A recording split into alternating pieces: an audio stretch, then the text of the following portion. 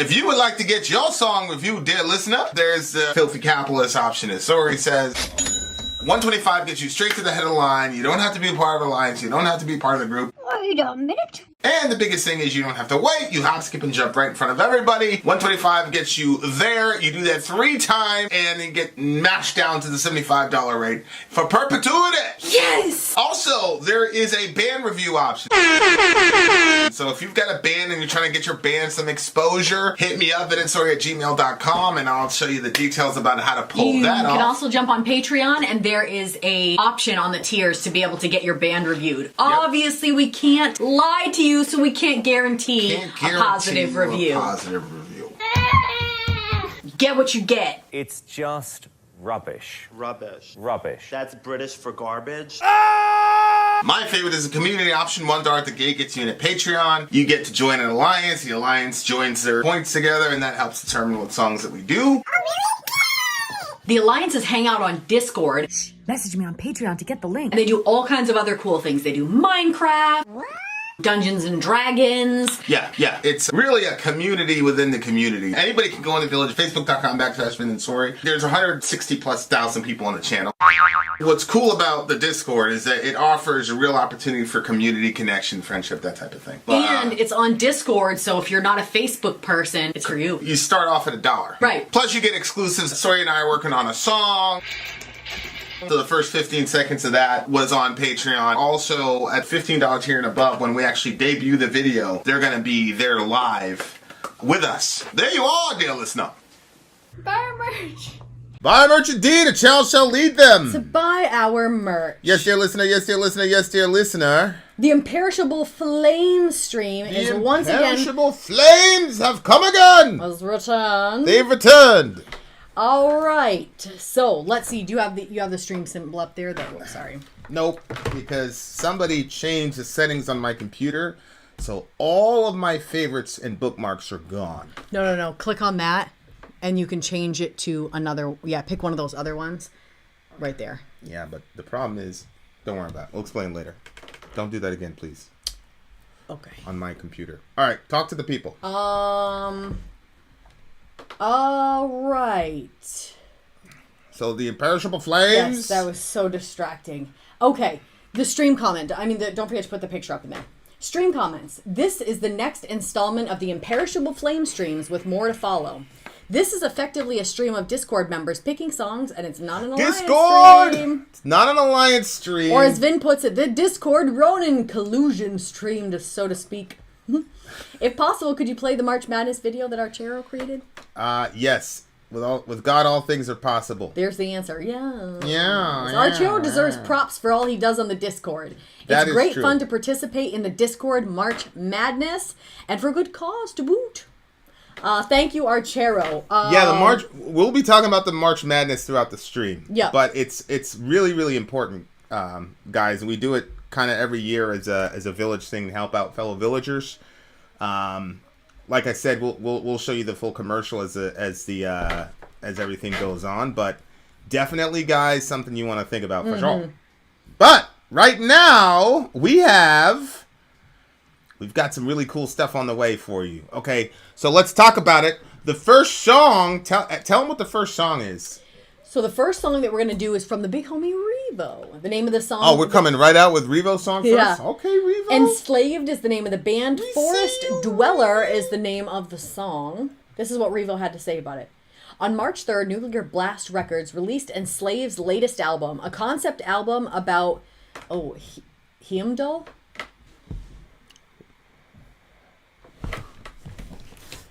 Heimdall?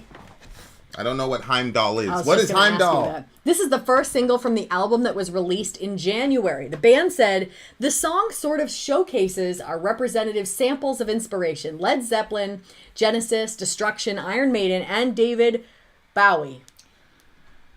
The stream symbol is not in that email, is it? It's on Trello.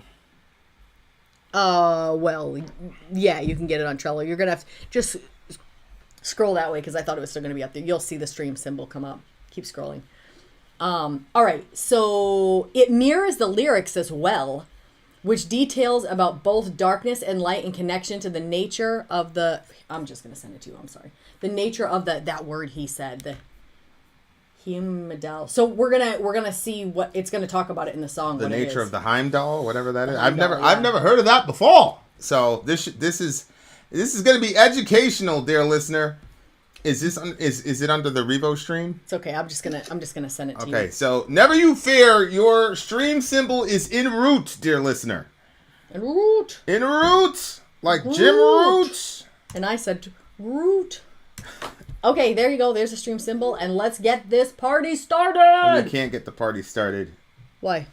What happened? Because I haven't received the stream symbol yet. Should be. It's through text. You want me to move that camera a little bit so it's not half cutting you off? I don't talk to the people. Hey. Hi. What's up? Let's just ask me anything. Yep. What's up? Oh boy. All right. Let me pull up so we can hear some of what you guys are saying. Okay. Yep. Maybe it was talked about in the Thor movies. Okay. I don't know. I'm in the middle of work. I'll anything call you back. about it, It's probably so. going to be a yes, so. I got to go. How have you been, monsieur? We miss just you text too. me and I'll confirm. Thanks. Good Lord. Who all you these got for interruptions. March Madness Finals 3? I don't know yet, to be honest with I'm you. very typical female, like, sports. I'm just gonna throw in with whatever Vinny says. I'll be like, okay. The only reason I do anything in regards to sports is because Vinny likes it, and so I like to hear his stories about what interests him about it. You know what? We could make a clearer picture here. Go ahead, if you want to. There goes my goal of starting directly at 10 o'clock. Oh, well, I figure while you're putting that thing up on the screen. Yeah. The adjustment. Whatever you say. Whatever you say, dear listener. Whatever you say. Can you just give me your eyes? That's what it'll be for now, so we can start on time. Now, somebody might say, well, why don't you guys get this taken care of, like, before you guys start shooting? I would say to you, dear listener, very good question. Very good question. What do you mean? We were doing band practice. We're not doing band practice. We finished band practice at 9:48. Oh. And then I decided to put makeup on a little bit. Obviously not much. And here we are. Okay. All right, let's go. Boy, the nerve of some people. All right, here we go. Song numero uno. Enslaved, Forest Dweller, let's go.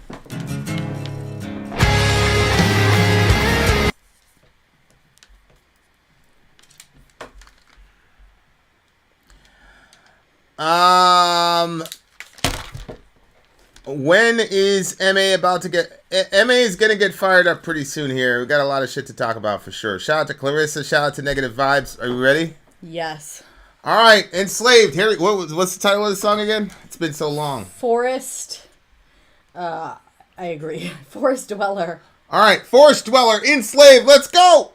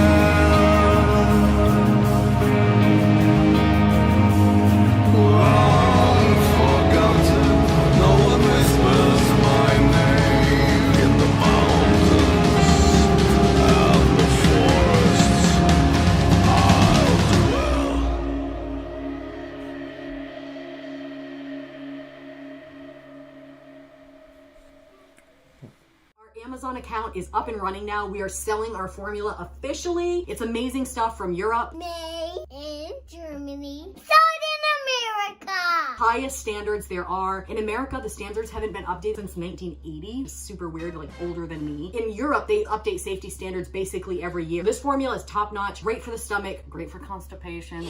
This is a great product. If you happen to want to purchase it and join us on our journey, then grab the link in the description. If you do and leave a review for us, send me a screenshot at vinandsori@gmail.com of your review after you have received the product. We will put your name in a hat. Song reviews are going to come out by some of the people that have left reviews. Don't forget to send us a screenshot of your review once you get the product. Now a word from our mascot dressed as a pirate, Fuji.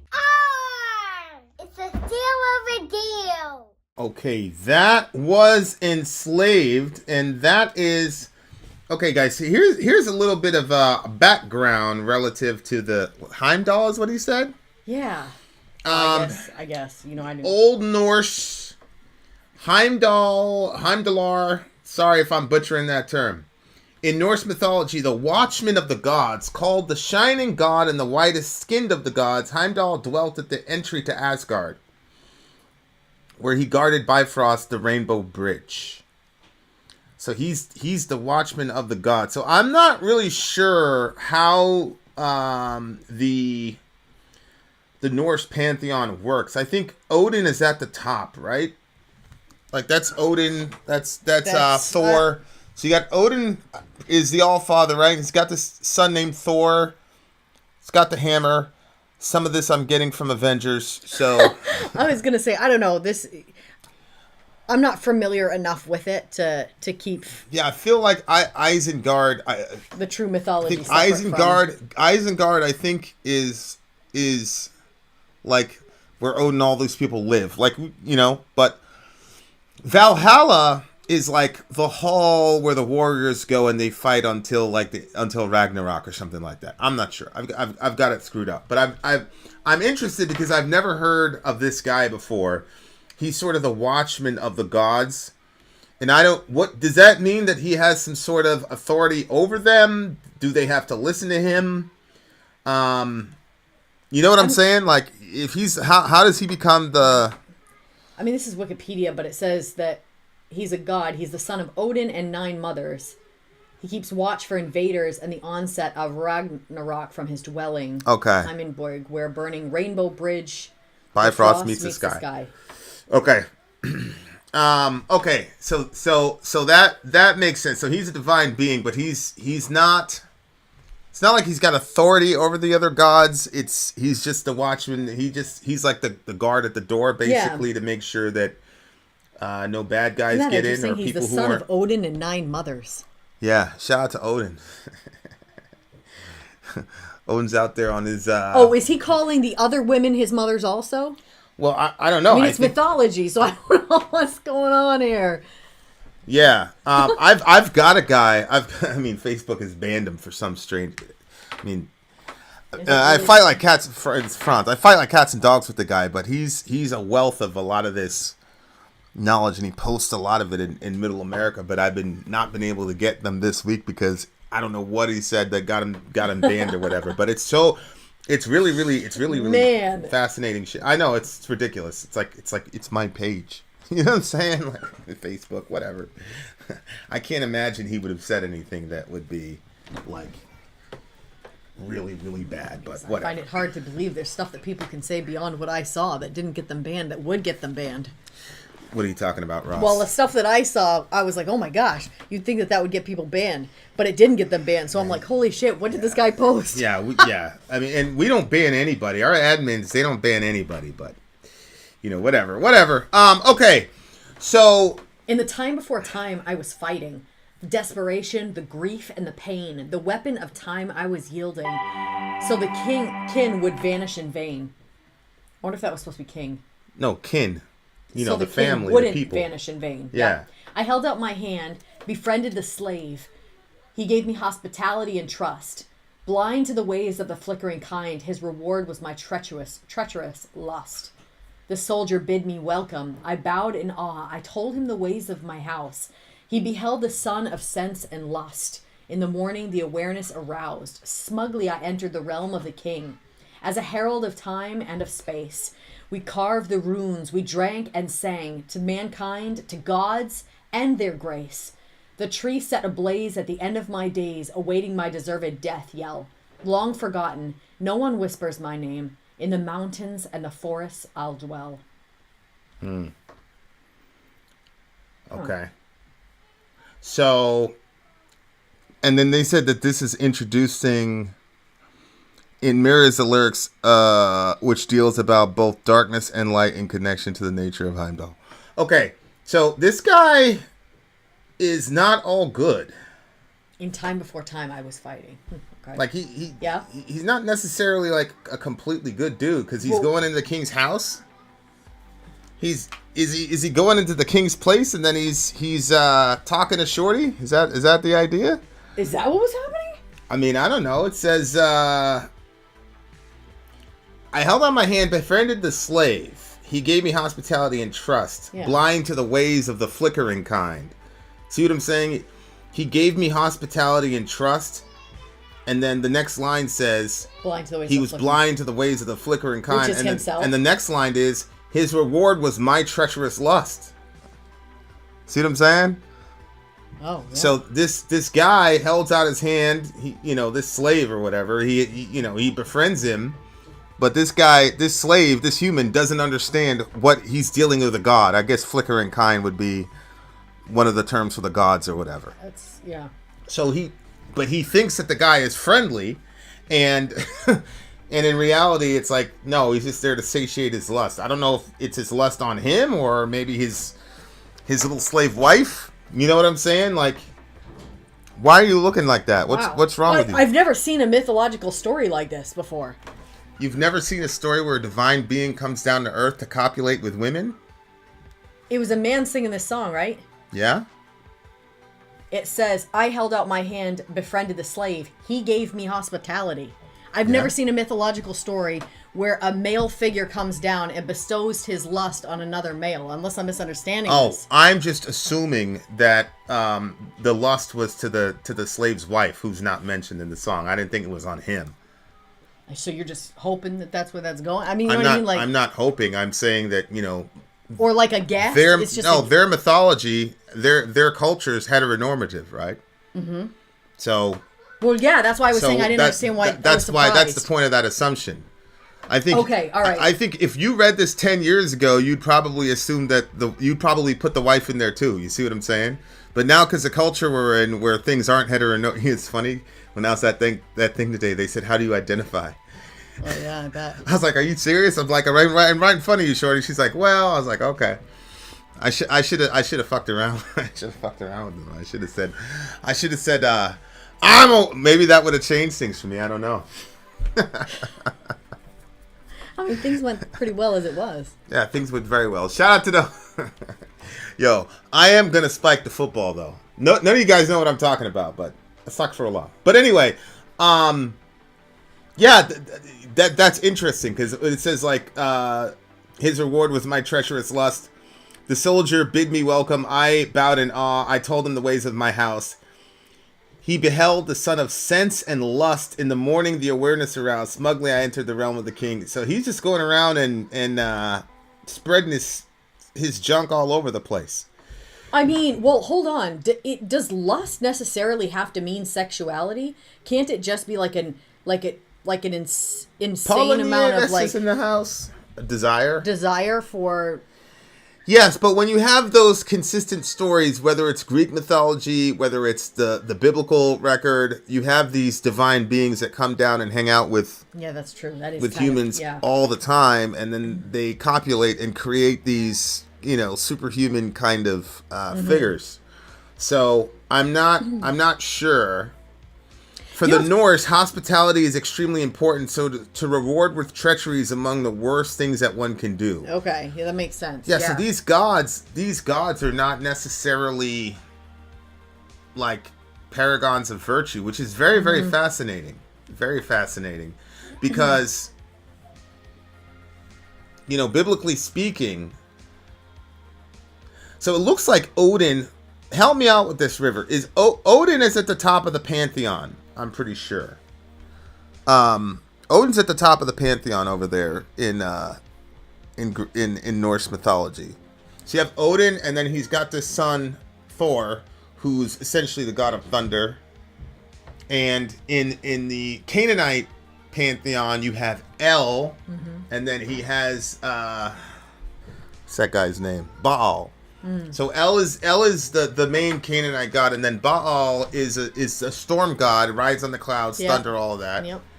And what's fascinating, obviously, then in the Bible, you have Yahweh, and Yahweh has this son who comes on clouds and rides on clouds as well. I remember the first time you told me that. So you could look at that a bunch of ways. You could say, oh, all of these cultures, they're just borrowing from each other. Although the Norwegian culture, which has the Odin Thor thing, and the Canaanite culture seem to be geographically not in a place, especially in the ancient world, where they could interface and share these stories together. So there's a lot of ways to explain that. I guess you could say that, our ancient parents were more afraid of thunder and lightning because you couldn't see thunder, you just heard it, and then you didn't know when lightning was going to strike, and then it would set fire to shit. And they had no idea about the weather cycle, which they actually knew a lot more than we actually give them credit for. But let's just go with the current secular explanation for this stuff. They attached divine personality. They anthropomorphized these natural phenomena as a way of, one, trying to understand it, and then B, in creating religions where you could appease those gods so that you could manipulate nature to do what you want it to do. Right? So like you have, when you hear that thunder, it's terrifying and you can't control it. So what do you do? And how do you work with that? So it's yeah. I think that sometimes we miss what it would be like to live in a world where, because we're so used to having like houses and cars, and so we always have shelter. I mean, even the poorest of us usually have a spot to go. You know what I mean? Like, of course there are homeless people, but for the majority, we don't have that experience. So we don't even know what it's like to be a tent dweller in the midst of a really bad storm. Correct. Like, what's that even like? Like, the rage or the wrath that you could feel from nature itself. Correct. But that we're just like, ooh, our cozy house. Look at the wind. So that's one way to look at it. Although what I will say is that I can see every culture creating a thunder god. But what's fascinating to me is the thunder god is always the son of the main god. So you have Odin, and Thor is the son of Odin. Baal is the son of El, and then this mystery figure in the Old Testament is the son of Yahweh. So that's my question. Why is the thunder god the son of someone? That is fascinating.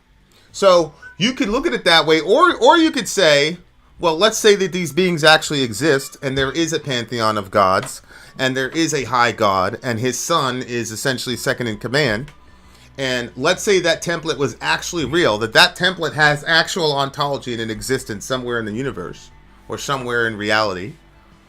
And you had a bunch of those beings rebel against the main deity. And so all they do is when they set up their hierarchies mimic the initial hierarchy that they saw. That's also a logical explanation for it. I'm not certain why the thunder god has to be the sun. Like I said, I understand how you could say, well, there's lightning and thunder out there, blah, blah, blah. But why the sun? Because you have these three cultures. One of these cultures is diametrically opposed to each other. The Canaanite and the Israelite Yahwist culture was obviously in literal war with each other. But then all the way over there in Norway, you have the same template. Yeah. It's not obvious to me why you would need the thunder god to be the son of the main god. It seems to me that and the main god wasn't always the god of the sun either. El is not the sun god, so it makes sense. Like, well, you would do, he's just the guy. So I don't know. It's very, very interesting. Very, very interesting. If Baal was a storm god, he should have been able to barbecue that oxen with his lighting. Well, that's... Yes, sir. That was the yes, situation. Sir. Baal was a traitor. Isn't that who they were calling on when they had that? That's what he's talking about, right? Yeah. Yeah. Yeah, they were calling on Baal because it was Baal versus Yahweh. Really, it was Baal versus Yahweh's son, really, from a Christian standpoint. So I every just think single that's time I fascinating. read that story, I can't help but think. So basically, what happens is there's Yahweh and his prophet, and then there's the Baal and his and prophets. his prophets, right? And they basically are doing like a battle, basically. So they go ahead. You tell the point, and then I'll say what I was going to say, because you're going to be able to put out those facts a lot. Well, there was a debate basically among Israel who the true capital G God was. Was it Yahweh or was it Baal? And so this prophet named Elijah or Eliyahu, which literally means El is Yahweh. So comes in to prove that El was Yahweh.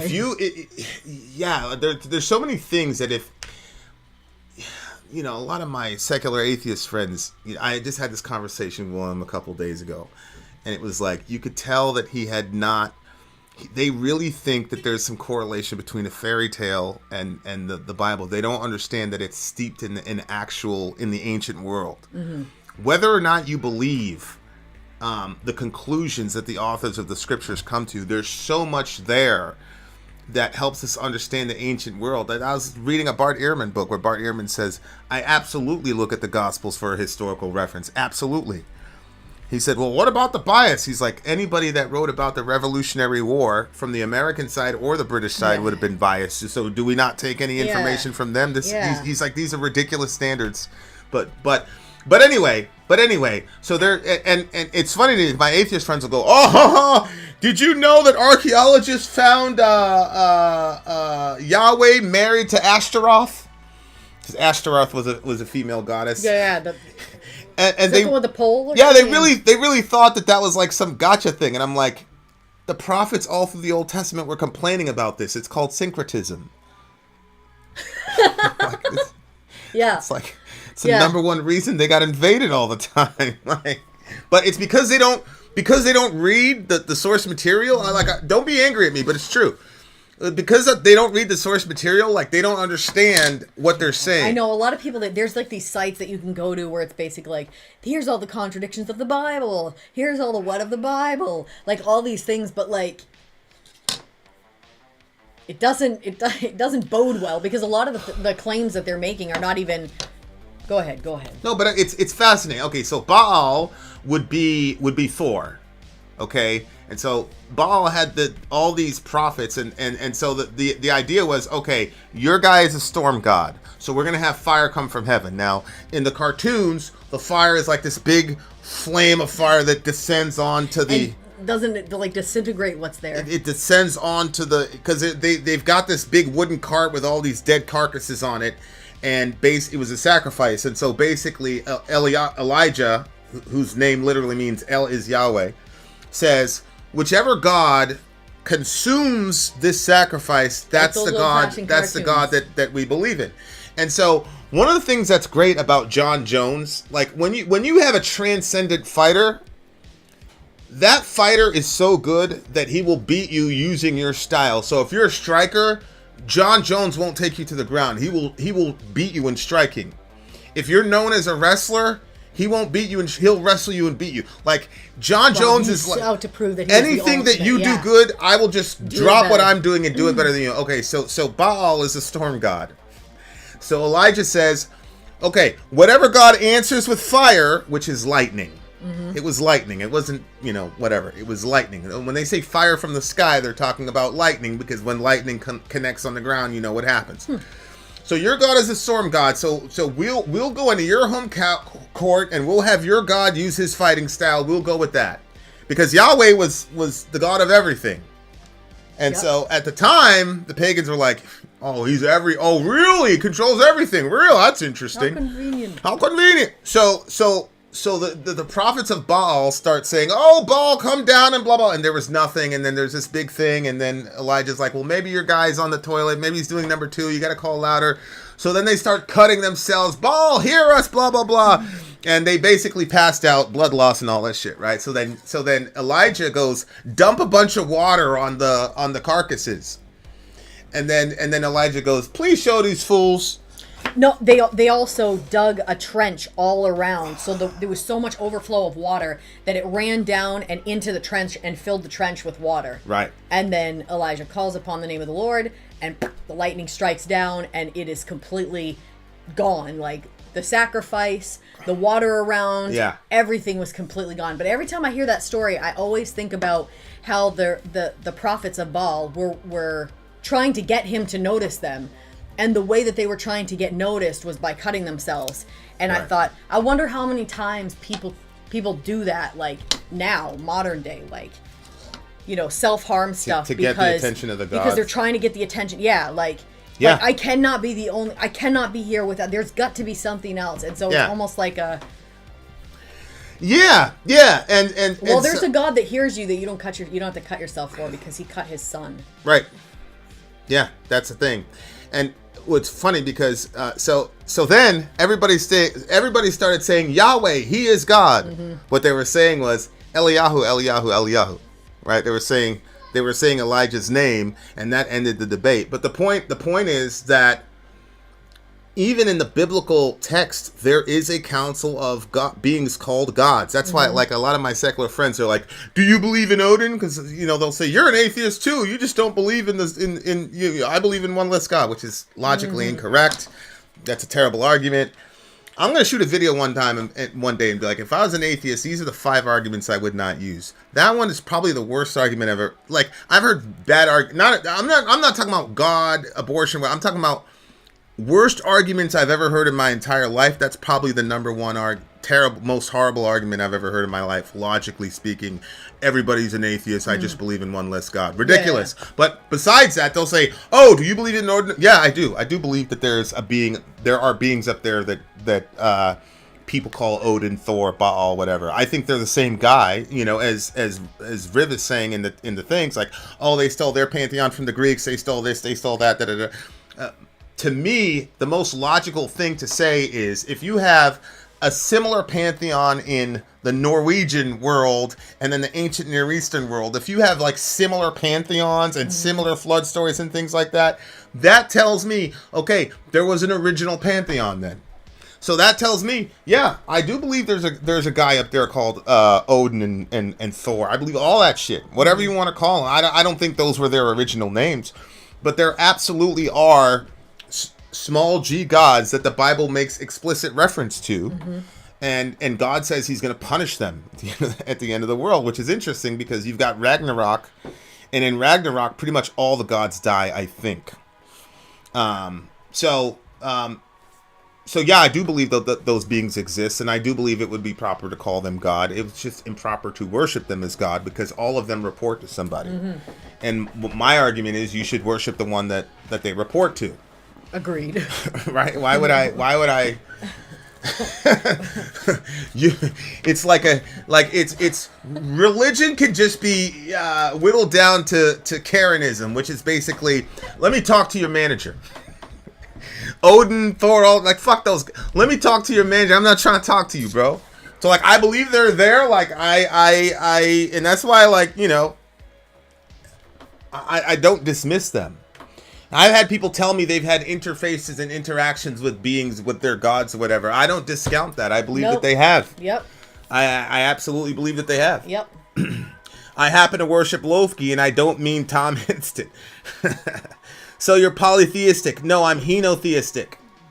I'm henotheistic. I believe in one less God than you. It doesn't make sense because God isn't God. Yeah, I know. My view is that Japheth's descendants once knew the true God and it got diluted over time. Absolutely. And you can see this in Psalm chapter 82. Like, it literally says, Yahweh stands in the council of the gods, in the midst of the gods he holds judgment. And then he's going after them. And then he says, I said you were gods. Like, this is what I'm saying. Like, I wish people knew all of that because they wouldn't say these things. Yeah, they wouldn't. It's such fascinating stuff. I think that you should make 2. One of them should be the top 5 arguments atheists should never use again. Just a terrible, because it's just embarrassing. Such a and bad then the second thing. I almost don't want to do it though, because a lot of them really think that's a good argument. So, like, I almost don't want to, like, You know, I love that moment. It's like when they go to Numbers 5 for abortion. Oh, man. Oh, I'm not a good person. Listen, if you don't like what we have to say and you don't want to agree with it, don't try to use our text against us. We've had counselors. Try to use our text, but do the respect of reading the source material. That's why I love, like, when Franz goes up there. I don't know shit about. Don't do it if you haven't. I don't know shit about Norse theology. God provides in the design of the he renders judgment among the gods. How long will you judge unjustly and show partiality to the wicked, right? And then he says, verse 6, I have said you are gods. Mm-hmm. You are all sons of the Most High, but like mortals, you will die. You know, there's a lot of Christians that are like really like, oh my God, are you saying there are other gods? So they're like, oh, this is human judges. This is not talking about actual divine beings. Yeah, I remember I'm sorry, it says, you are gods. You are all sons like of men, right? But like mortals, you will die. Right. That means he's talking about beings that are immortal, supernatural, divine beings, and he's saying, I'm going to kill you just like I kill human beings. Mm-hmm. There are gods. There are other gods. They report to Yahweh. Wow. They're very powerful. They have authority. They used to have authority over nations. So Norway, I believe, used to belong to Odin, whoever it was. But after Jesus rose from the dead, Norway belongs to him. All authority in heaven and earth has been given to me. So he's going to gather the nations. Yeah, it's an inheritance. So Scripture says that he put all those other gods to open shame when he triumphed on the cross. So now Norway and every Norwegian belongs to Yahweh, not Odin or whoever. And back in the day, they literally by law used to belong to those beings. So by law? Yeah. Yeah, because when Adam fell, he transferred that to Hasatan. Mm-hmm. And then as you see in the New Testament where Satan says, I have authority over all these people, Jesus never said you're lying. Satan says, if you'll worship me, I'll give them to you. And Jesus says, how about I go to the cross and fucking take them from you, bitch? And that's exactly what he did. He smacked shit out of him. He didn't say it that way, but you know what I'm saying. Mm-hmm. Most Norwegians now are secular for sure. I'm talking about who we belong to. Like, you know, my son, if he's mad at me and he moves out, he's still my son. Even if he doesn't recognize me, he's still my son. And that's the state of everybody until they come home, inshallah. But this is a very fascinating look at. We were talking about this last night about pagans and how in touch they are with things that Christians and historically Christianity has been behind on. Mm-hmm. And it's just fascinating to me. It's like so from the paradigm that we're speaking to, there are a pantheon of gods, but there's only one capital G God, and that's who, you know, we worship. But so you always assume, you know, that. But what fascinates me is like, okay, let's say I didn't have a Yahwistic paradigm. How would I look at gods and interfacing with gods? Because our understanding of God is this perfect moral being. But what's interesting is in the Greek mythology, in Roman mythology, in Norwegian religion, I want to say religion because I feel almost like disrespectful because, again, I believe these are real beings. The gods are not morally perfect. Mm-hmm. You know, Zeus is like, yo! And he goes down there and you know what I'm saying? Like, they're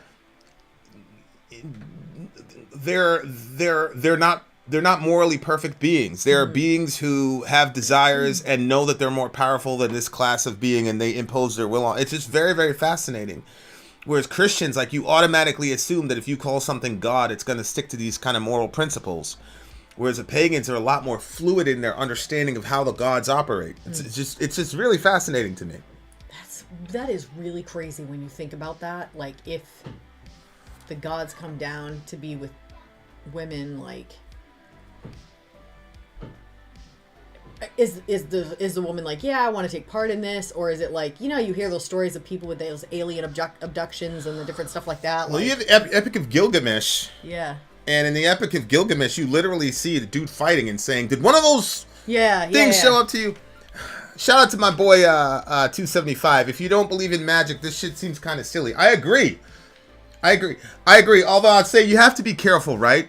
275, because currently speaking, if you operate from the physicalist paradigm, you believe that life somehow generated from non-living beings.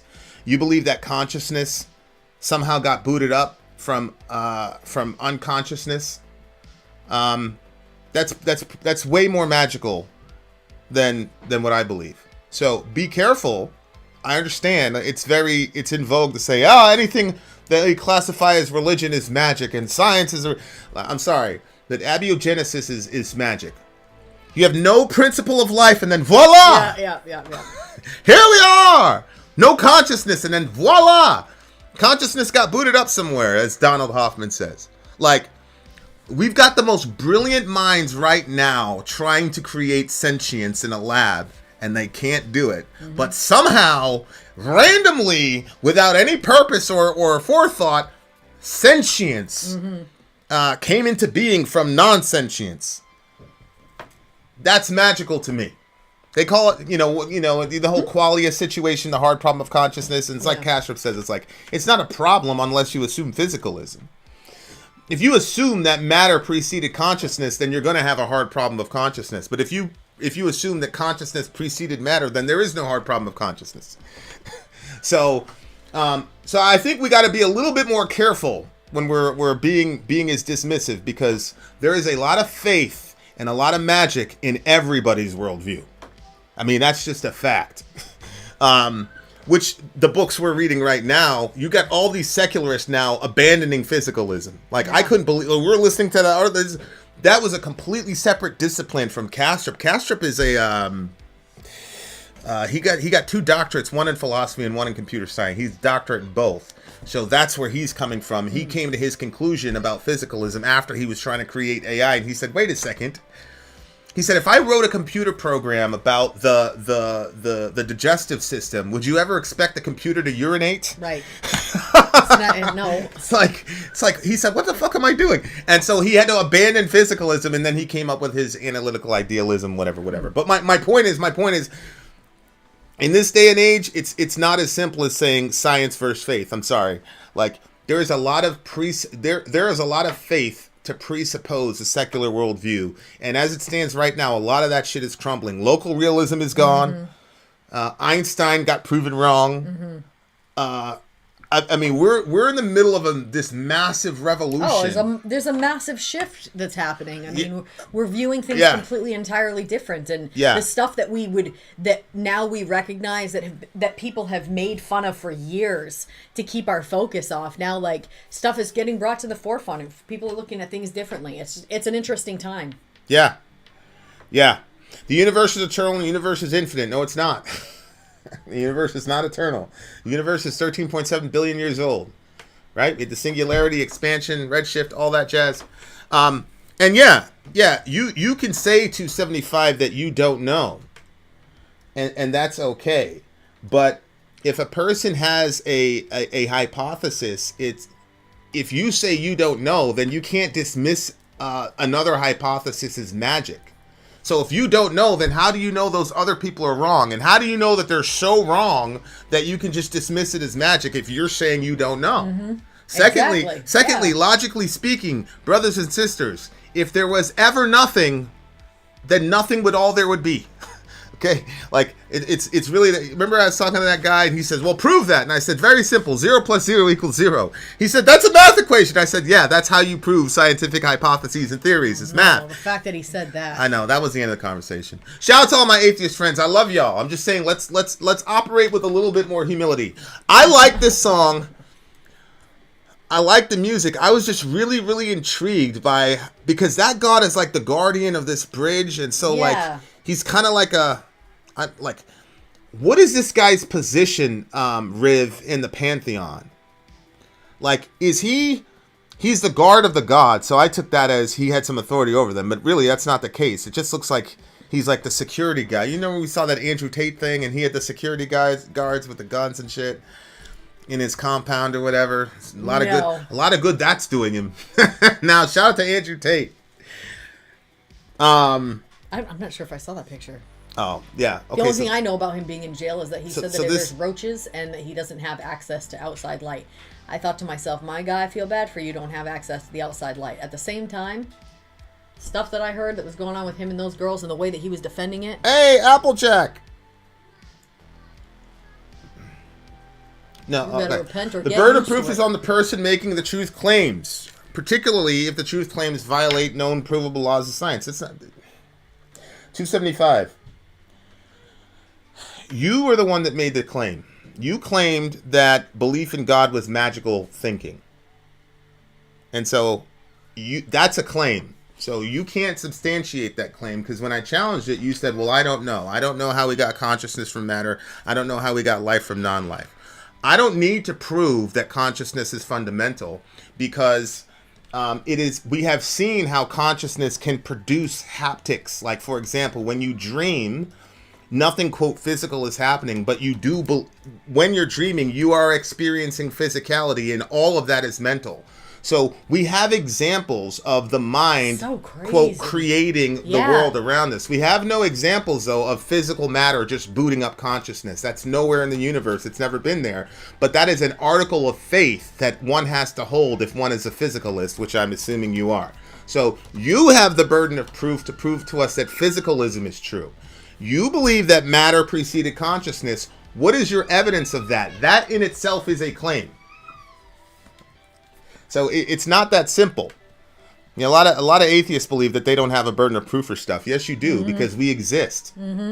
So if you say I lack belief in God or gods, great. What's the hypothesis for how we got intelligence, consciousness, life, etc., etc.? Shout out to 275. Shout out to the homie. I'm going to give this one an 8.8. No, I don't believe that it comes from a supernatural creature. I don't believe that because I don't believe in the distinction between the natural and the supernatural. All I believe in is reality, penultimate reality, and phenomenological reality. So you don't.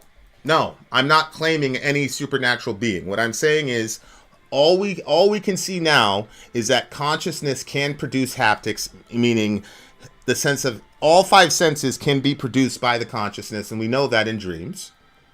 We have 0 examples of matter producing consciousness. Okay? So if I say consciousness is fundamental, that is all we know from science. Scientifically, that's the only thing we can demonstrate. If you say that matter is fundamental, then you have the hard problem of consciousness to contend with, which is impossible to square. That's what I'm saying. So you have the burden of proof, not me. Okay, this is a 9. This is a 9. I love the song. Really strong started. Obviously, we could keep going back and forth, but we have other songs to check on. I'm going to give this a 9. What are you going to give it? I give it an 8.8. All right, guys, we are coming right back. We've got more metal on the way. Vin out. Sorry, out. Gone.